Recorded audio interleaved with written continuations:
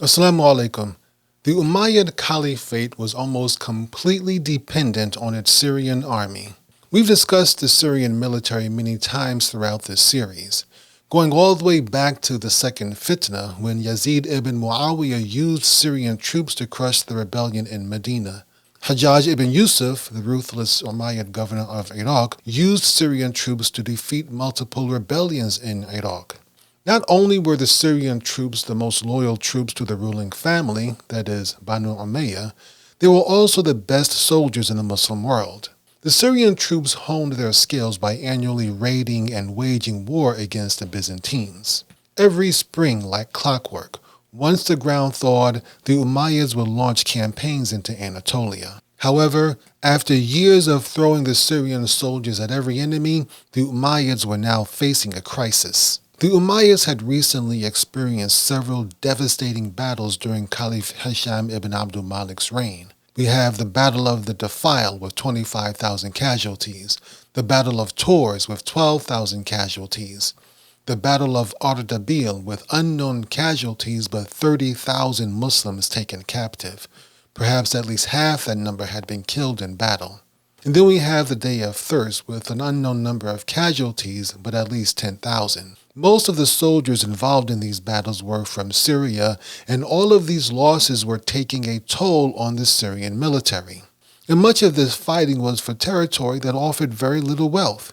There wasn't much fertile ground nor any major cities in Khorasan nor in the Caucasus. Now there was fertile ground in France, but the Muslims could not penetrate deep enough into Europe to take advantage of it. On top of the numbers lost in battle, thousands of Syrian troops were dispersed throughout the empire defending these far-flung frontiers. The Umayyads just did not trust soldiers from other areas like Khorasan and Iraq. Likewise, the Muslims living in these areas did not like having Syrian troops stationed on their land. So in reality, there was enough manpower in the Khilafat or the Caliphate, but the tribalism and the factionalism that the Umayyads promoted prevented them from making use of it. North African, Iraqi, and Khorasani troops were used in their own homeland. For example, North African, that is, Berber troops, were used to fight the Franks in Europe. Iraqi troops were used to put down the Kharijite rebellions in Iraq, and Khorasani troops were used in frontier battles in Central Asia. But these troops were rarely used outside their home locations. The Syrians were taking the brunt of the beating because they operated on all fronts throughout the empire. And as the bodies piled up, Syrian men became more reluctant to volunteer for military service. And that's why we see Hisham ibn Abd using more Jaziran troops and even a few Iraqi troops after some of these major disasters. Despite the Umayyad dependency on Syrian troops, not all Syrian troops were created equal. Syria was divided into 5 military districts called Jund or Ajnad for plural. These were Philistine, al-Urdun, Damascus, Hims, and Khorasan.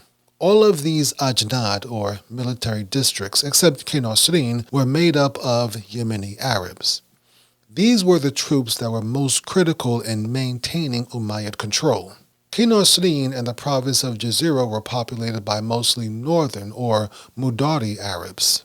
Jazira, by the way, was the region where modern Iraq, Turkey, and Syria come together.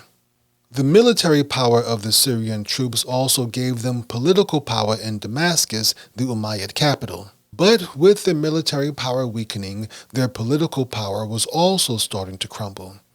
And this was a concern for the Syrian military and the political elites because it presented an opening for the Jaziran Arabs to gain influence.